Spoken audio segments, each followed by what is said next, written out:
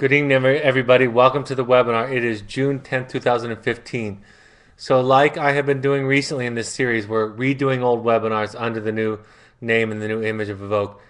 I also have the opportunity, which I like to do, not only to add a new perspective or new insight to these webinars, but in this case, I get the chance to read a book for the second time. And this is one of those books, one of those 3 or 4 books that I believe is a must read for every parent. I think it's the best book, and I'm going to say this a few times tonight. I think it's the best book that speaks about boundaries. Even though the subtitle, the subcontext is that it's written for women in their relationships, I think it applies to both men and women and also applies to parents very, very well. So it's something that I would recommend even after this webinar that you pick it up, that you underline it, that you read it, that you absorb it, that you let it marinate for you for a while. And let's start with this idea. The anger is a signal, and it's one that's worth listening to. And part of what Dr. Lerner teaches in this book is what is it telling you? And how can it be an effective tool in your life? It's neither good nor bad. It has no intrinsic value. It just is something that we feel. But you can learn to understand what it can be teaching you and how it can be directing you. And that's really what tonight's going to be about. It's a signal, like I said. Oftentimes, it's evidence of some kind of hurt, some kind of violation, some kind of intrusion on us. We talk about it often in our program being a secondary emotion, which means that it's always covering up something else. It's always on top of something else. And it takes practice and wisdom and insight to be able to find out what's beneath that. Oftentimes, it's evidence that our needs are not getting met. I was just sharing with my wife this evening before the webinar started about some frustration that I was feeling. And even though that frustration was about specific people in my life, it really was evidence of something in me that I need to address, something that I wasn't doing to take care of me in this process. So again, learning to interpret anger is a part of this idea, this book and this message. It's something's being compromised in us, something's not getting taken care of, or we're giving too much, we're lacking balance. And so part of what it does is it buoys us up and gives us strength to be able to rectify those things, and we'll talk about that tonight. It helps create sort of a boundary, or at least the energy behind a boundary, right? It's something that we feel when we feel angry, a little bit entitled, like we deserve something, that we can stand up for ourselves, that what's happening to us is not okay. It can be motivation and energies to say no. I think a lot of parents, when they first send their child to our programs, will do it from a place of anger because it has to get to that point often for them to be able to set that kind of a boundary and to say no. It gives us permission to take care of ourselves. And I'll talk tonight about this idea that at times, in the initial phases when we feel anger or we're reacting from a place of angry, that it can be obnoxious, that it cannot be graceful. So we learn, as we learn to discover it and be sensitive to it more, we can learn to develop a skill set around it where we're taking care of ourselves and not necessarily hurting other people or lashing out at other people. So it gives us permission to take care of ourselves. It defends us from those who would hurt us. Like I said, and she makes this point very well, anger just is. It just is what we feel. It's not good or bad. And it's not a behavior. Anger, I'll ask students this all the time. What happened? What did you get in trouble for? And a lot of times they'll talk about, I got in trouble for my anger. I got in trouble for being angry. And a lot of times when I've worked with men who have been convicted of domestic violence, because that was one of my specialties, what I noticed was they equated anger with the behavior. And so their solution to the problem was to not be angry, which led to this repression, this pressure cooker that eventually, in many cases, led to the blow up. And so when we can learn to allow anger to be and to feel it, and to vent it and to express it in healthy ways and to learn what it is teaching us, then it can become an effective tool in our life.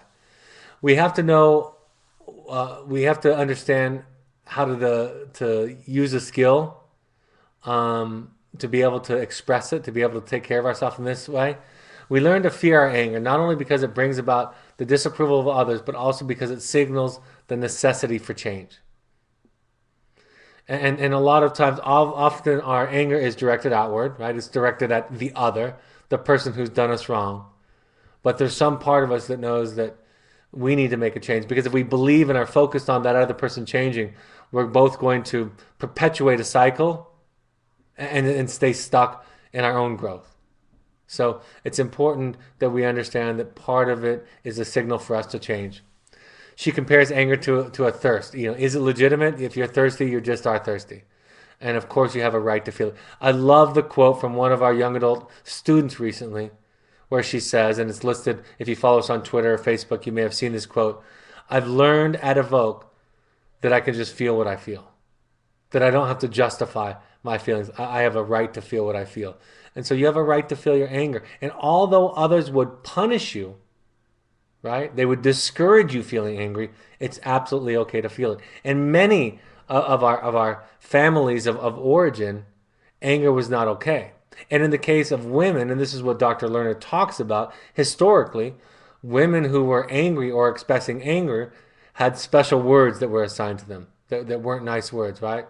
They were shamed out of it. Whereas a man, culturally, socially, it was more acceptable to be angry. But in many cases, with our children, with our partners, with our co-parents, right, with our parents, we try to, and people try to shame people out of the anger. They try to pathologize it and really talk about it as an unhealthy thing. And the idea is that you can take care of it. The idea is that you can learn how to nurture it. You can learn how to treat it. You can learn that there's something in there for you to do. That part of the signal is, like it says, an activation, a key, a trigger for change. I love this quote. Anger is a tool for change when it challenges us to become more of an expert on the self and less of an expert on others.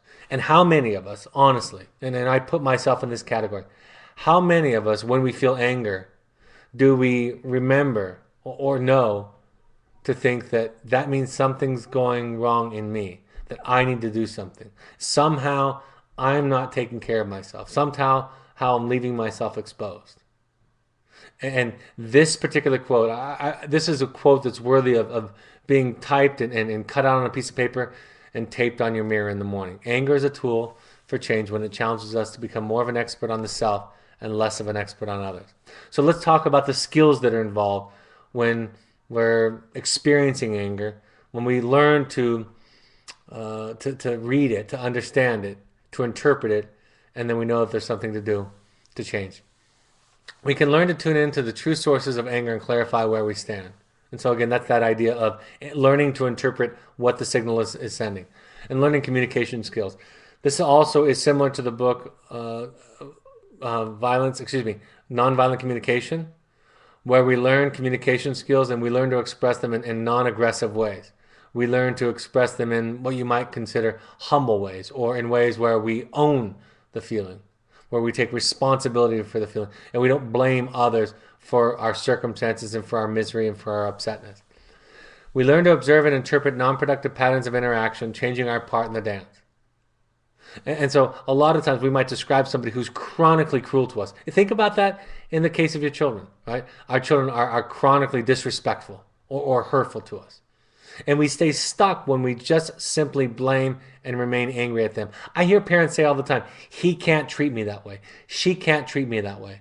And my response is, if I have the relationship and I can say this, my response is, well, they kind of can, right? What's the evidence that they can't treat you? What does that mean?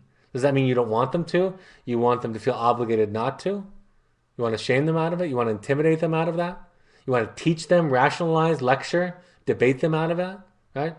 These are the kinds of things. We argue, we yell, we complain, we blame, we do all of this. And what are we trying to do in all those examples? We're trying to get the other person to change so that we're not upset, right? That's our solution. That's the connection that we make. Instead of realizing, wait a second, there's something I've got to do differently here.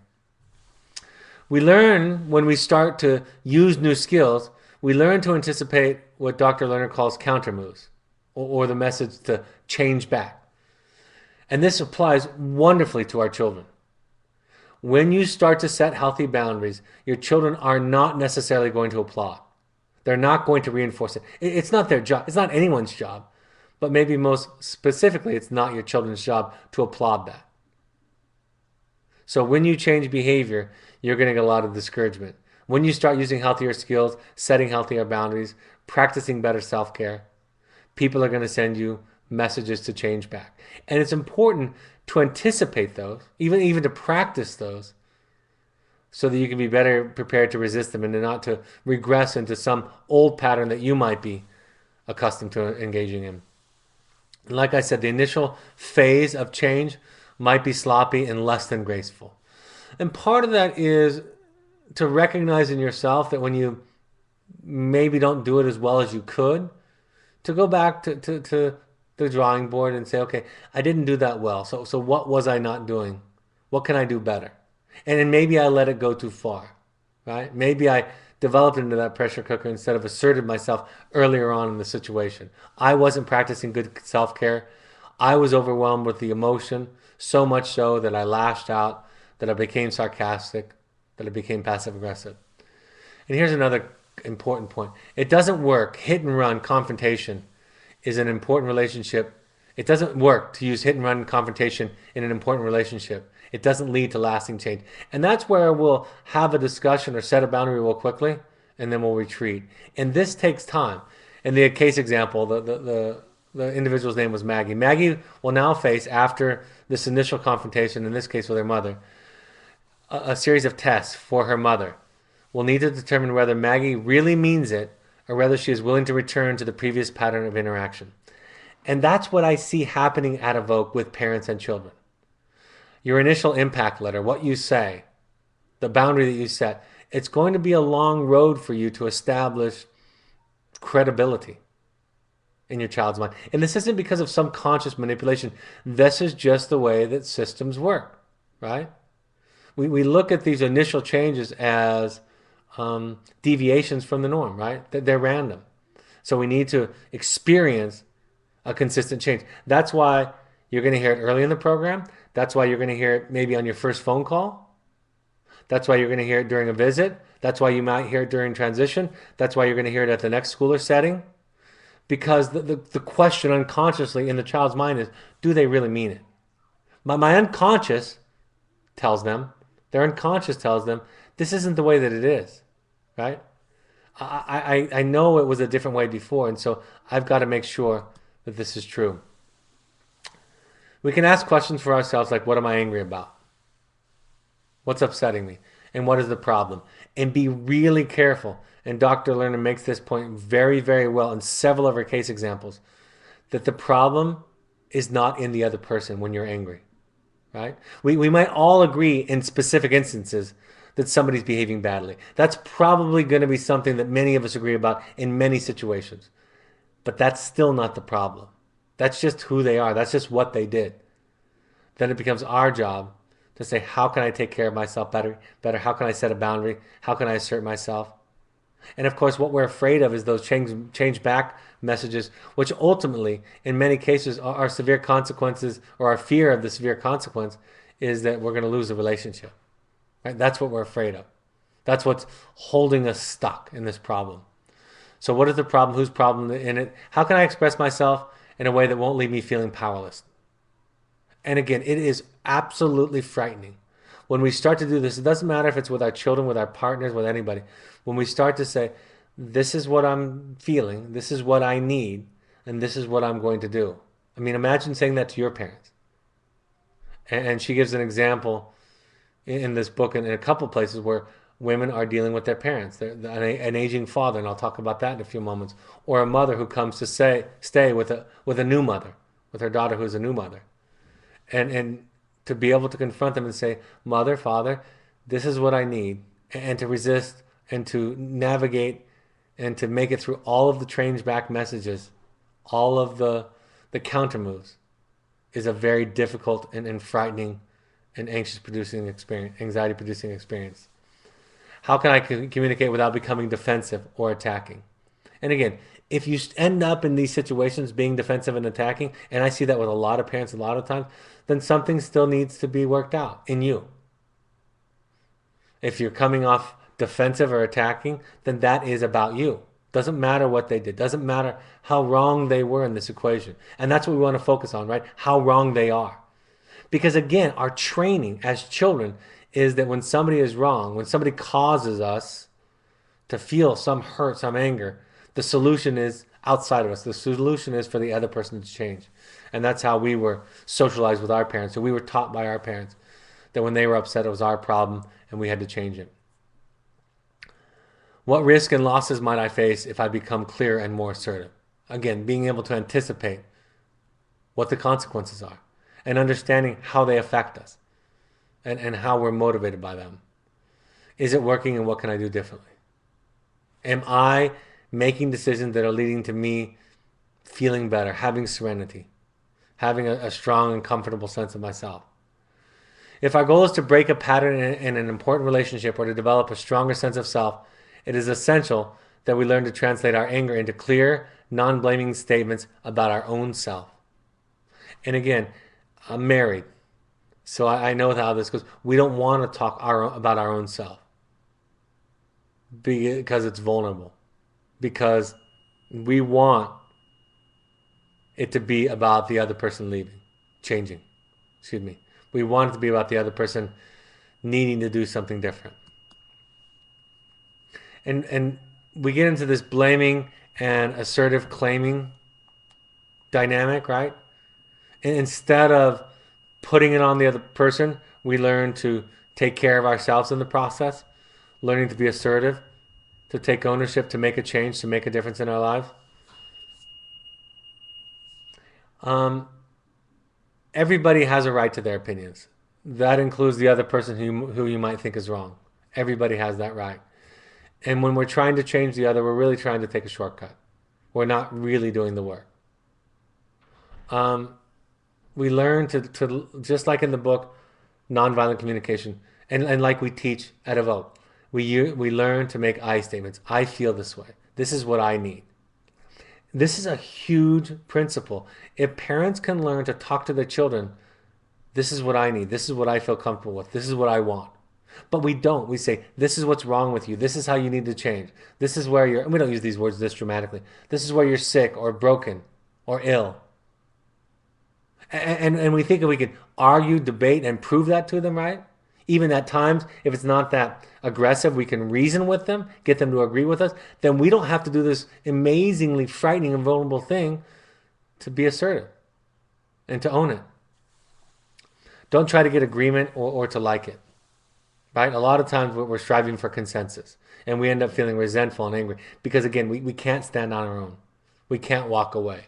We can't take care of ourselves at the risk of the potential consequences, applying to all of our relationships. And like I talk about all the time, trying to be right is a trap, right? We try to argue to be right, and we're standing on the most shaky ground. But it can't be argued when we say, this is what I need, this is what I need for myself, this is how I feel, this is what I can tolerate, this is what I can have in my home, this is the way that I like it. All of those things. It's really hard to do that compared to convincing the other person, which rarely works anyway, that they're wrong and we are right. And then owning your problem, owning it as your problem. So let's talk about a couple of anecdotes. So early in the book, right there in the first chapter, past the introduction, she introduces us to the character Barbara. Barbara calls her on the eve before one of her workshops, Dr. Lerner's workshops, and she says, I can't come to your workshop. I'm so upset. I'm so angry.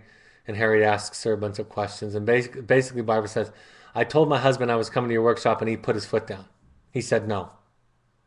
He drew the line there. And Dr. Lerner goes to ask her several questions to find out about the dynamic. And Barbara says, he claims that this is not appropriate, that you're some freaky women's liber and that I shouldn't go and it wouldn't be useful for me. And I tried everything. And Barbara's upset and angry and resentful, and even a little bit, it sounds like, resentful at Dr. Lerner. And then she hangs up. And then Dr. Lerner uses the example of Barbara to illustrate this point. Barbara still had choices. What does it mean when he put his foot down? And Barbara tried yelling, she tried guilting, she tried arguing, she tried everything. And really what she was asking for is for her husband to agree. And he didn't need to agree. He has a right to his feelings too. And then she has a right to decide, right? That's the order of things. You get to decide, the other gets to decide. You get to decide, the other gets to decide. And that's even true with our children, and I'll talk about that a little bit later. So basically, the pattern is she submitted to unfair circumstances.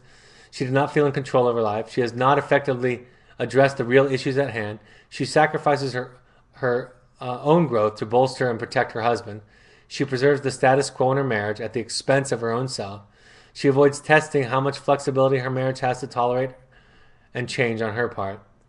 She feels helpless and powerless. She turns anger into tears. She gets a headache. She doesn't like herself. She believes that she behaved badly. In fact, at the end of the story, the anecdote, or the illustration, the husband actually says, I think you actually do need some help with your anger. But anger in this case, or the way that it's expressed, it becomes this substitute for healthy boundary setting. It becomes an easier task than setting a healthy boundary. And we learn to de-self. We learn to be the nice guy. We learn to placate. We learn to make people happy. And even though Barbara was upset and had this debate, she essentially was playing this game. We keep our feelings to ourselves and avoid making clear statements about what we think and feel, right? To get acceptance, to not rock the boat. We lose clarity of ourselves. The 3 risks that Dr. Lerner identifies are: we assume responsibility for other people's feelings and reactions. We relinquish our primary responsibility to proceed with our own growth and ensure the quality of our own lives. We behave as if having a relationship is more important than having a self. And if the two can't coexist at the same time. And again, we do this in partnerships, but we do this with our children. When we read at Evoke, when we read the impact letters, those early letters from parents to child, we hear these stories about all the way the parents had learned to accommodate, all the anger that they felt over the years, the fact that they doubted themselves because they couldn't win the debate, because they couldn't prove it, instead of going from a place of authenticity and heart and feeling and healthy self-care. So that's part of what we do even as parents, is we become this nice guy and to learn not to take care of ourselves. There are a few things more anxiety arousing than shifting to a higher level of self-assertion and separateness in an important relationship and maintaining this position despite the countermoves of the other person. That's another great quote from the book. How scary is it for all of you as parents? How anxious producing is it for you to shift to a higher level of self-assertion? And in essence, a kind of separateness from your child, a healthy detachment, at the fear that the other child might reject you, might punish you, might eventually make poor decisions and blame you for them. And it's not so important that we think or feel that also. I mean, that's a big part of it. But we start to act even in defensive ways to defend that, which is evidence of this very experience, this very feeling. That's why when your children say, you betrayed me, part of what I ask parents to acknowledge is, yes, I did. I betrayed this old relationship. I betrayed the old contract that we had. And I'm setting up a new contract.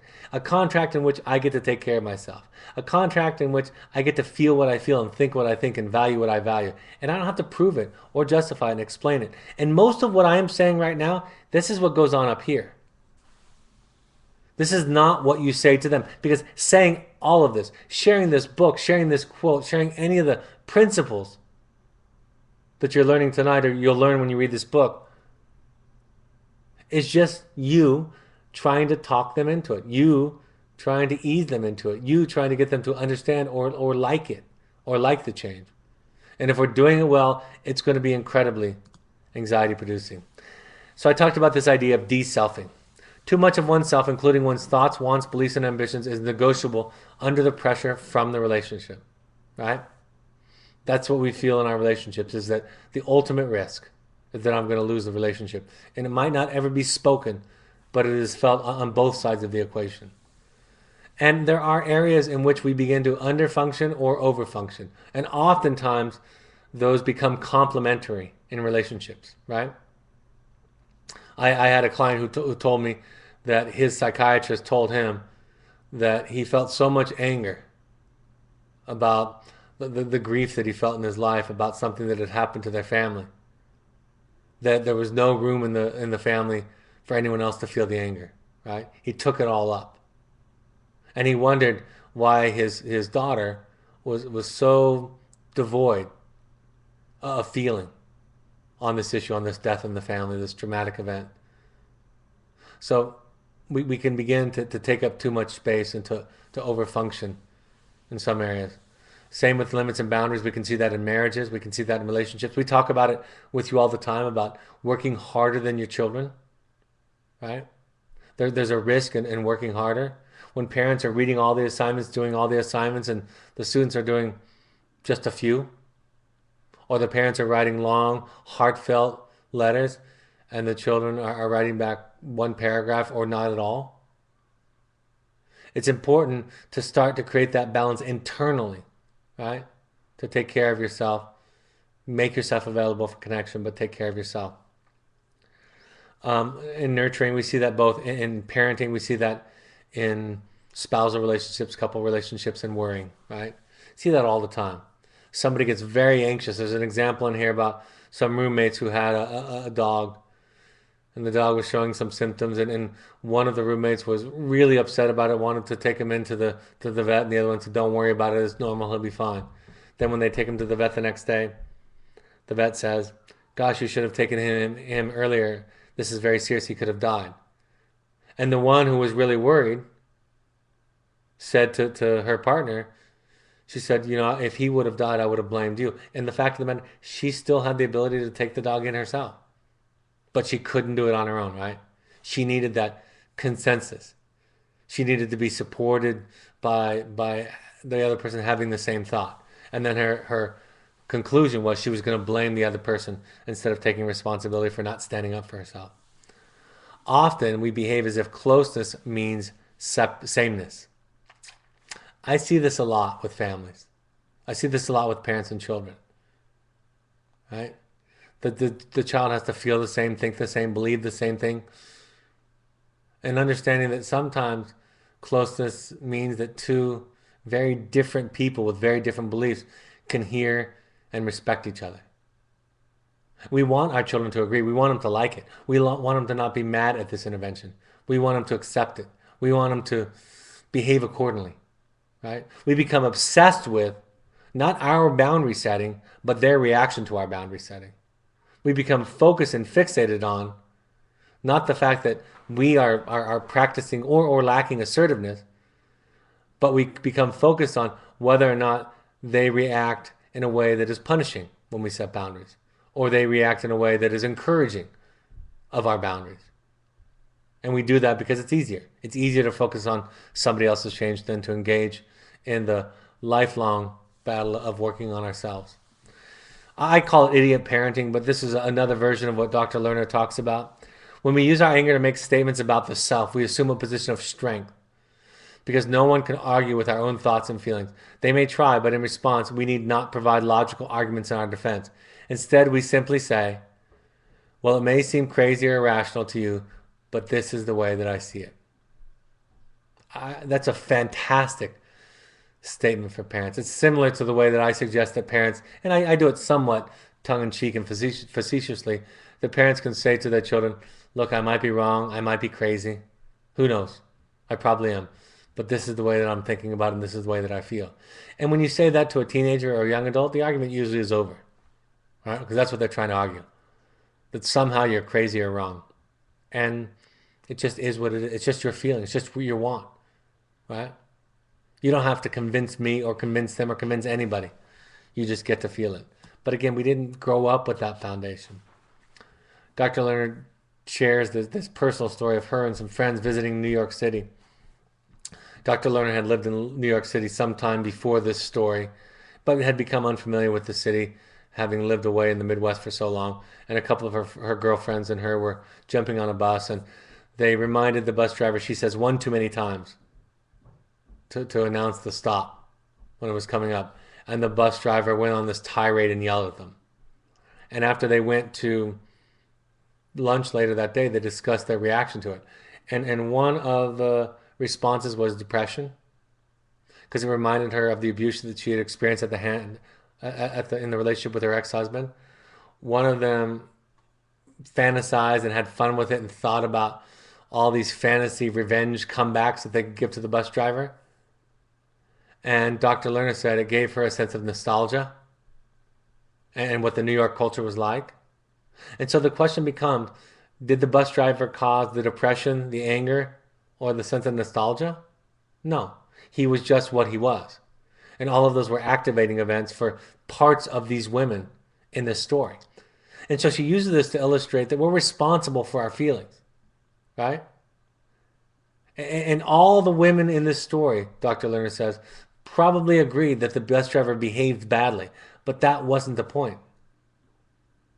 The point is how they responded and how they felt about it.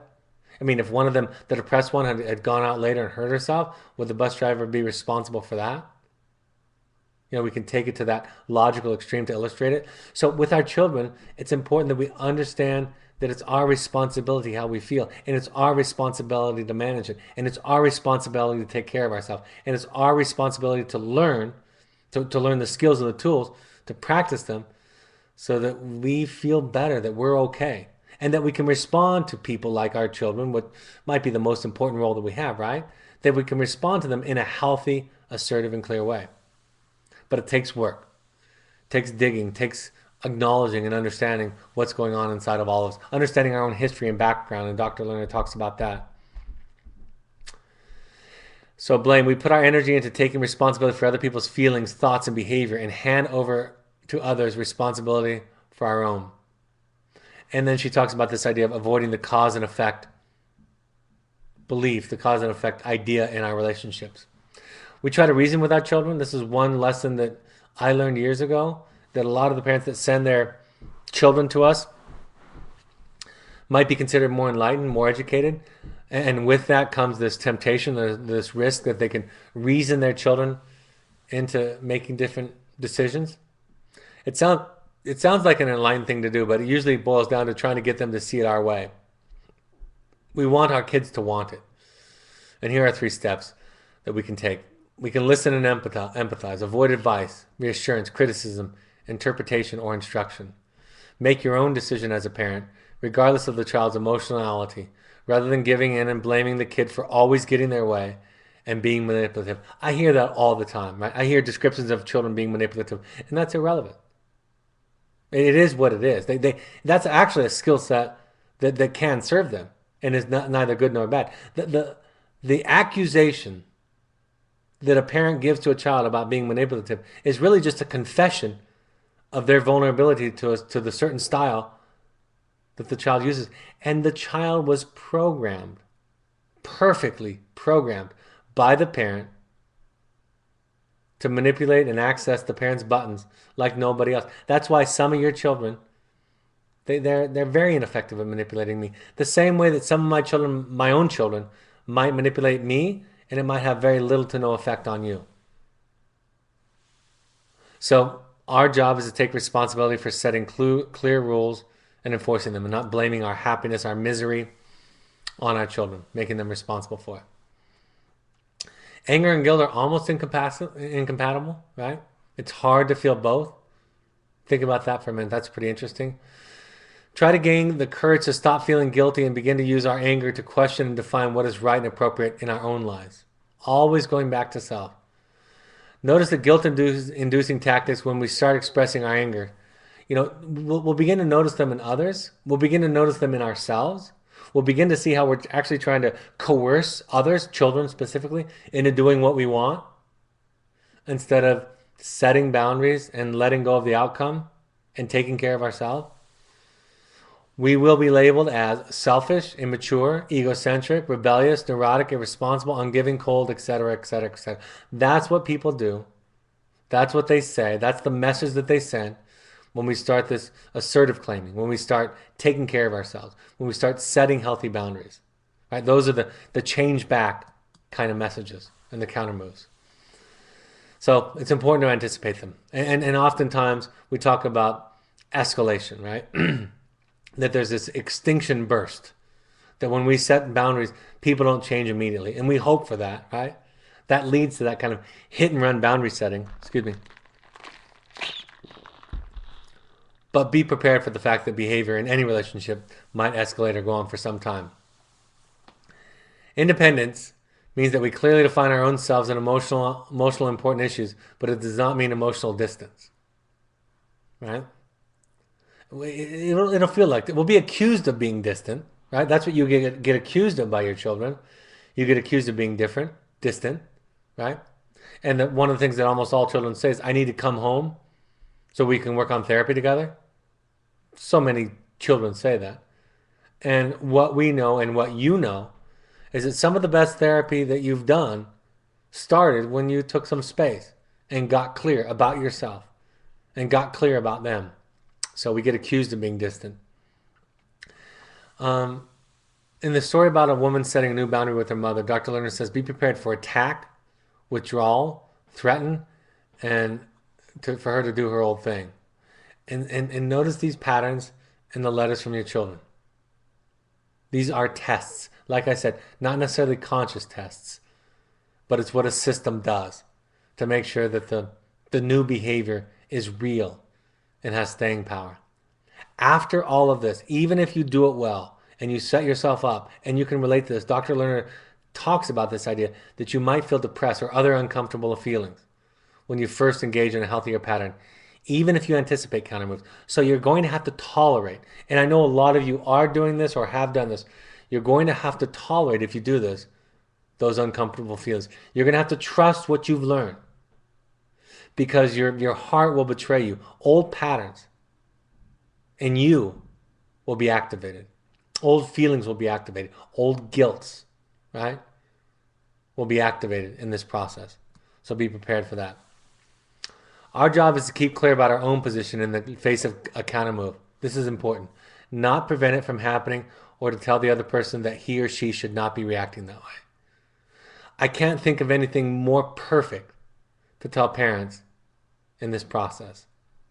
And a lot of parents will say, I'm nervous about transition. I'm nervous about this. I'm nervous about the phone call, right? Because their attention is on whether or not their child's going to react the old ways or push boundaries. And it's very important that we learn to shift our focus and our energy from whether or not the child is going to react a certain way or push back to how can I be clear? How can I hold my boundaries? When you do that, you'll feel empowered, less anxious, more hopeful. You won't be done, and it will be hard, but you'll at least be focusing your energy in the right direction, in the appropriate way. And how many times do I tell our children, you can't do that. You can't react that way. You shouldn't be reacting that way, right? We say that as if it will do something. I'm going to read it again. Our job is to keep clear about our own position in the face of a counter move, not prevent it from happening or to tell the other person that he or she should not be reacting that way. Beautiful idea. And the resistance that we feel from within, no matter how long. This is in the story, this anecdote of this woman who's struggling with her aging father, who is asking and demanding for more and more of her time. And she's finding it overwhelming, and she's feeling resentful. And she's tried some things like talking her father out of it, but nothing changes, right? This is a 50-year-old woman talking to her 72-year-old widowed father. And when she realized that she needed to do something different to take care of her, no matter what his counter moves was, she said this, no matter how long I'm in therapy, I'm still going to feel guilty if I say no to my father. But if I keep saying yes, I'm going to feel angry. So if I'm going to change, I guess I will just have to learn to live with some guilt for a while. I talk about this all the time, that it's critical for parents to understand that guilt is not an indication of morality or conscience. It doesn't tell us what we're doing wrong. Not necessarily. Sometimes it may or it might. But most cases, parents will tell me that they're making the worst decisions for themselves and for their children in their lives out of some guilt. So we're going to have to learn. This is what you're learning at Evoke. You're going to have to learn to tolerate the guilt and shame and the self-doubt that's getting in the way of your true self, of who you are. And again, I won't take it back this far during this webinar because that's another webinar altogether.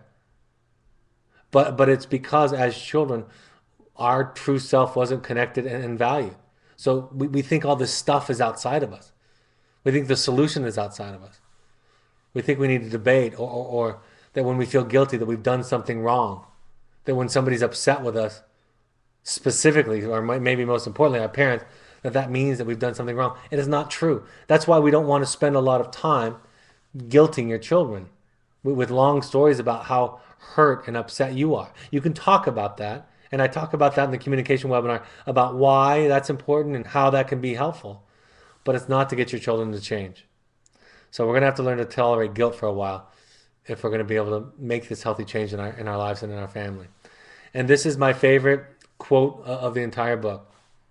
Anger is a tool for change when it challenges us to become less of an expert on others and more of an expert on the self.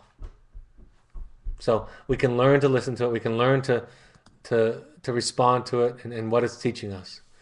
Many of our problems with anger occur when we choose between having a relationship and having a self. This book is about having both. And I love that as, I think it's the last line in the book. I love that as an ideal. When I talk about this idea that connection need not rob self-care, and that empathy need not rob assertiveness, right? And that to be connected to somebody, you have to have a foundation. To the extent that you have a foundation of a self, you can be connected to somebody, right? All of those things. That's really what this is talking about. And Dr. Lerner, and I paid attention to some of her writings, and I follow her on social media. She gets it right all the time. I've never read anything from her where I think that she gets it wrong, because she's obviously, I assume she's done this work. And she gets what it means. And if you don't understand it, if this webinar wasn't enough, buy the book, read it, underline it, follow it, read the anecdotes, relate to it, see yourself in it, because it's a powerful example of how you can be yourself as a parent. And it's going to be frightening. It's going to be anxiety producing. And you're going to think that you've lost your child. You're going to think that that they haven't forgiven you. And you've programmed them to send those messages to you because they know what your fears are. But all of those battles are in here. All those battles are in your history. And they stop using those weapons, if you will, when you stop responding to them. And you can be happy, and it's within your power to be happy. And you can take care of yourself, and you can then provide healthy attachment, healthy connection with your children. And in fact, it goes in that order. It is the same thing. So, all right, Stephanie, I'm happy to take any topic-related questions.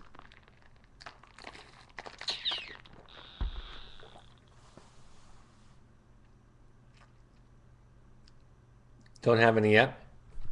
I'll click through the upcoming resources. We have the intensive and workshops coming up. It's coming close to the end of being able to sign up for these, so please get your RSVPs in. Gail at evoketherapy.com for the workshop. That's a 2-day workshop hosted by Dr. Paul Goddard. The parent intensive that I'll be running on the 25th to the 28th, that's out in the field. Much more personal, smaller group, deeper work, psychodrama, therapy, group therapy, experiential activities. We're doing it out at the Oasis, so there is some access to creature comforts. Please respond to Stephanie at evoketherapy.com, or you can go to our webpage to find out more. And then we're doing a family intensive in July 20th to the 25th, also hosted by the Entrada staff and myself. You can respond and go to the same places there as the Heroic Parenting Intensive. Then we have our Evoke Young Adult adventure trips in the summertime and throughout the year. You can find out more information by going to our website. Parent support groups coming up. I'm going to be in Philadelphia Thursday night. So that's tomorrow night. I'll be there tomorrow night. Please let us know if you're coming to any of these. We need to know for numbers' sake if you're going to be coming to any of these. So please RSVP. And if you do RSVP, please do follow through with whatever you RSVP to.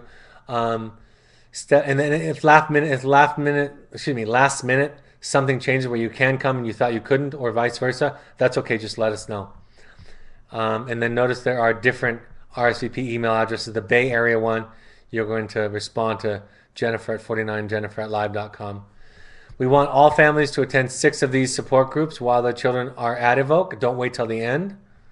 Follow us on social media to keep up with new announcements. A new blog was posted today about treating oppositional defiant disorder. I love this blog by Mike Mean. Check it out. Follow us on Evoke and Facebook. And then go to the Parent Alumni Foundation page to order my book or any books in the library that we use. If you want to add books to the library, please make suggestions and we'll add them. If you go to our foundation page, or to the foundation page, I should say, then you will be donating 25% of the proceeds will go toward helping people who can't afford treatment, and it's the same cost on the foundation page as it is on the regular Amazon page.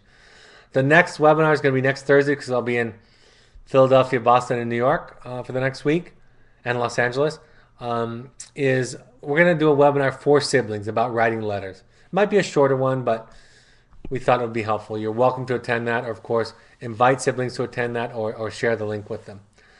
All right, Stephanie, any questions come in while I was going over the announcements? Can you give an example of a boundary and a counter move that a teen might take? A simple boundary would be something like, I hate you. I sent you to evoke and I hate you. I won't forgive you. I'm going to do poorly here. I'm never going to love you. I'm going to waste time and money. You're a jerk. You don't love me. We need to be home. We need to work together. You're making me the sick one. I mean, I could go on and on. I hate myself. I feel so bad about being here. The other kids are sicker than I am. I can't do schoolwork right now. I'm fixed. I'm cured. Any counter move that tries to make you change your decision would be an example of that dynamic. The kinds of letters that we have webinars on manipulation. Those kinds of things the messages that they would send back to you. Think about what you don't want to be, right? Or what you want to be. I want to be a loving dad. I want to be a loving mother. I want my child to feel loved. I want them to feel connection. I want them to know that I support them. I want to be fair. I want to be reasonable. I want to be invested. I want to be a better dad than my dad was. I want to care and put more time and energy into my children than my parents did. I want to be seen. I want my child to feel seen and heard and understood very differently than the way that I was seen, heard, and understood. Well, all of those messages, those are the messages that are going to come back at you. You're not fair. You don't care. You don't love me. You're blaming me. You don't want to work on this. You don't want to do family work. Right? You never have enough time for me. Every time there's a problem, you throw me away. Right? Those are the ways that we unconsciously program our children. I say it this way. It's like that idea, that image of the bullet with your name on it. It's like you're putting the bullets and inscribing on there the specific thing that is going to hurt you and giving it to your child. You don't know that you're doing that, but they know what you don't want to be and do want to be. They sense it. They learn it through the thousands and millions of subtle interactions over the years. Your children know your buttons. They're programmed to know them. And so the things that they say, that's why when they say to me, right, that when I'm their therapist and they say, you don't care, you're not listening, you're in this for the money, whatever it is, I think I'll say to them, so this works at home. Some version of this works. Or when they say, I'm sorry, I'm such a bad person, my parents were perfect, I was so bad. And I say, so this is what it was like at home, right? This kind of thing worked for you. This is what you think I'm asking for in therapy. You think I'm your priest or your rabbi or your probation officer or your punisher. You don't know what this relationship is. You don't know who I am. And so what you're saying to me tells me about your context, tells me about your history. So those are the kind of counter moves I'm talking about. That's how we learn about the counter moves in the family, by what the child says in the letters in the initial weeks.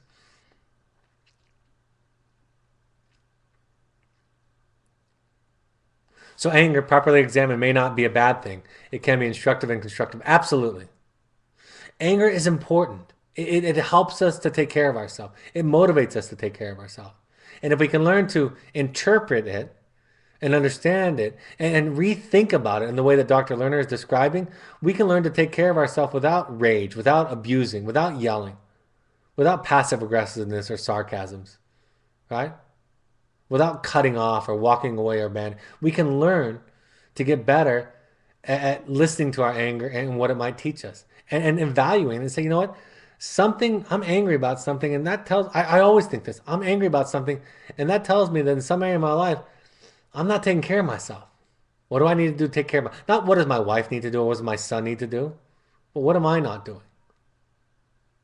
It could be specific to the relationship or generally in my life.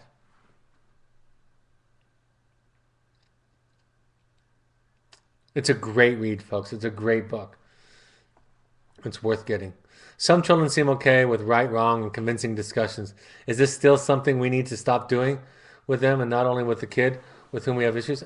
Absolutely. Yeah. Just because it works doesn't mean that it's effective, healthy parenting, right? I can scare my 7-year-old into doing what I want her to do. I can shame adults into healthy parenting techniques, right? But it's not okay. It's still not healthy. It still is creating a bigger problem underneath. Because what happens when this person meets their match? What happens? You're not teaching your child, you're not helping them develop a sense of self, right? And right and wrong, what does that mean? And what happens, like in my case, when my mother joins another church and then thinks I'm doing the wrong thing? What am I supposed to do? What happens when I want to have a different career? What happens with my peers when I want to do something different than they want to do? Or my boyfriend or my girlfriend, I want to do something different than he or she wants to do. What do I do? So if the paradigm is always right and wrong, you're leaving them on a very fragile foundation. But if you teach them by listening, by connecting, by empathizing, by listening, by asserting yourself, by taking care of yourself, by modeling healthy self-care, not selfish, punishing, powerful, overbearing parenting, but by healthy self-care, you're modeling them that they get to feel what they feel, and they're going to be much less susceptible to peer pressure or somebody smarter than them or has more education or can debate better than they can, or a large group of people who are pressuring them. So yeah, developing a sense of self doesn't come from these convincing discussions. Even though it might work temporarily, it might work for some people, it robs the child of the development of self.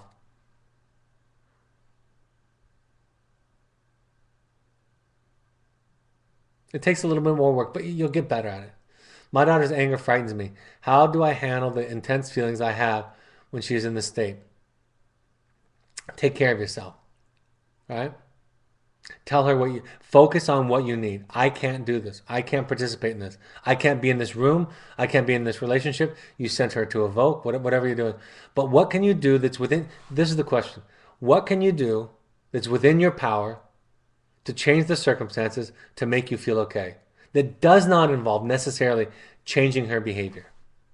Now, I know we want to guide children. I know we don't want our children to be aggressive, abusive, disrespectful individuals. That's not what we want. But for the sake of what we're teaching tonight, there are lots of times when parents submit themselves to ugly discussions, to ugly debates. They don't hang up the phone. They don't walk out of the room, right?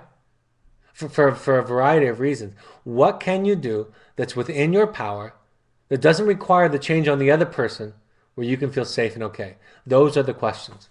You send them to evoke. I hang up the phone. I'm not going to talk to you. I'm not going to tell you I'm not going to talk to you. I'm actually not going to talk to you. And you might lose some of the battles, but you'll win the war. Right? But a lot of times we want behavior change in the other and we want it now. So take care of yourself. Walk away. Set a boundary. Send her away. And again, it's complicated. We would brainstorm if you and I were in the same room about what kind of things that we could do. I mean, in extreme cases, she goes to a psych hospital or you call the police. Oh, I don't want to do that. The consequences are too great, right? That's what we're afraid of. We're afraid of the consequences. But we can't have both. We can't control everything and get everything that we want. It's going to cost us. In the end, we'll have serenity, peace, contentment. We'll be a better parent to our children. But in the short term, there are going to be some costs and consequences. And some people, like I've said in other webinars, they're not going to hang out with you anymore because they don't want to be in a relationship where somebody takes care of themselves. They believe that closeness is sameness. So you say how to recognize issues like anger, but do not say how to deal with it. You say set limits, but how do you handle a kid does not care about limits or other enforcement? You send them away, right?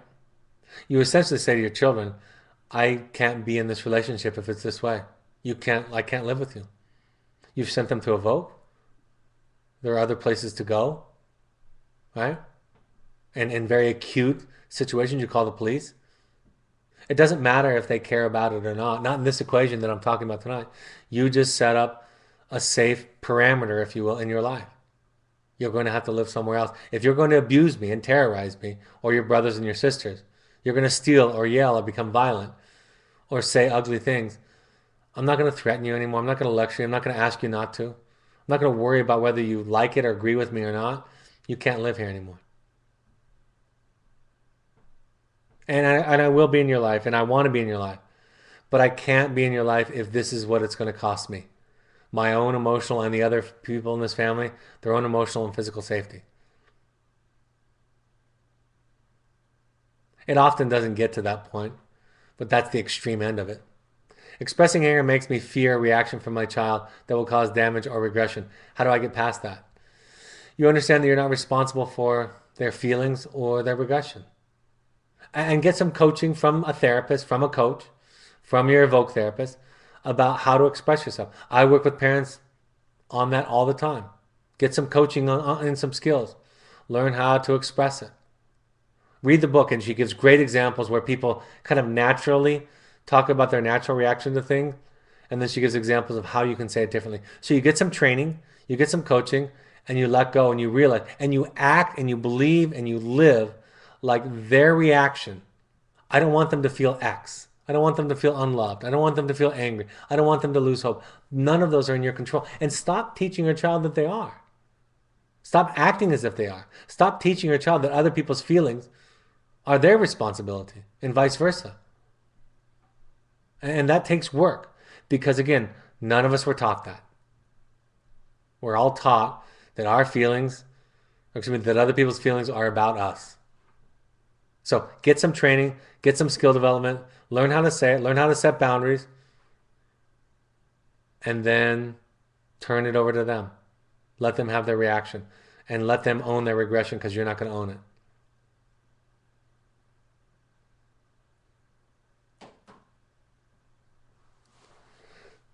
All right. Thank you, everybody. I hope the book is, I made it as attractive as I find it to be and as helpful as I found it to be. So I'll talk to you next Thursday or the siblings. You're welcome to attend also. Next Thursday, June 18th at 7 p.m. Mountain Time. And by the way, the D is daylight. Everybody always puts MST or EST or PST. It's Pacific Daylight Time, Mountain Daylight Time, Eastern Daylight Time during the summer months. All right, folks. Take care, and I'll talk to you next week. Bye-bye.